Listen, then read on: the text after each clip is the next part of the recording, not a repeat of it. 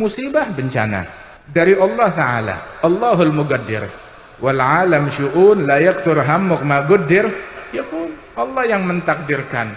Wal alam, dunia yang memang begitu, silih berganti, ada musibah, ada bencana, ada senang, ada susah, semuanya seperti itu. Dunia di mana ada tawa, nanti juga bakal ada tangisan. Ada tangisan, nggak selamanya nangis. Begitu juga ada kesusahan, nggak selamanya susah. Yang sakit nggak selamanya sakit, sebagaimana yang sehat juga nggak selamanya sehat, sebagaimana yang hidup nggak selamanya hidup. Rasul Shallallahu Alaihi Wasallam mengingatkan kepada kita sekalian tuh sedemikian rupa. Nah itu manakala kita dapat musibah dari Allah Subhanahu Wa Taala, terus kita ridha kepada Allah, maka kita dapat pahala. Musibah jalan terus, pahala dapat karena kita ridha dengan ketentuan Allah atas musibah tersebut. Kita ridha dan kita dapat pahala, dan musibahnya jalan terus sesuai yang ditakdirkan oleh Allah. Musibah datang, kita marah, kita ngambek, kita uring-uringan. Ngambek ke siapa?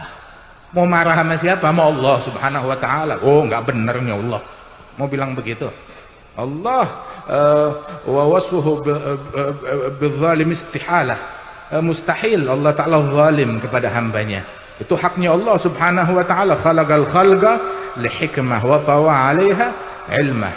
Itu Allah Subhanahu Wa Taala manakala menurunkan bencana kepada hambanya, hambanya ridha, maka dia dapat pahala, musibah jalan terus. Kalau hambanya marah, uring-uringan, kesel, berkeluh kesah, dia stres, dia beban, maka dia dapat dosa. Musibahnya terangkat? Enggak, musibah jalan terus, tetap musibahnya berjalan.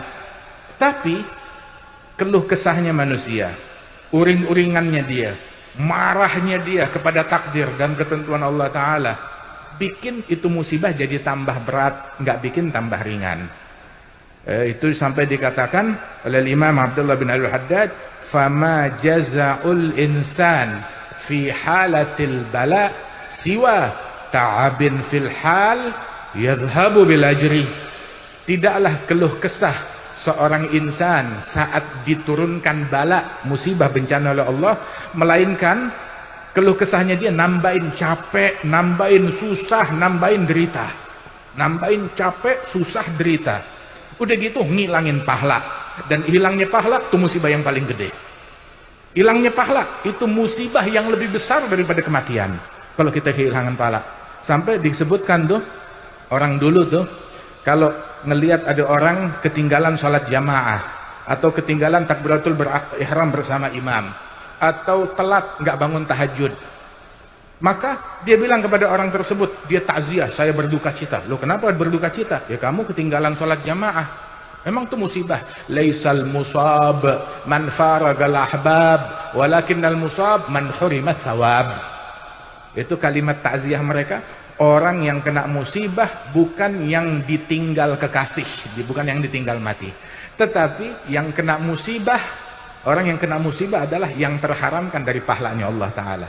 Yang nggak sholat jamaah musibah, ini hari nggak sholat duha musibah, dia nggak bangun malam, nggak tahajud musibah, dia kehilangan luput gobliyah fajr yang pahalanya lebih baik, khair minad dunya ma fiha, lebih baik dari dunia seisinya, terus dia nggak melakukan hal tersebut, musibah.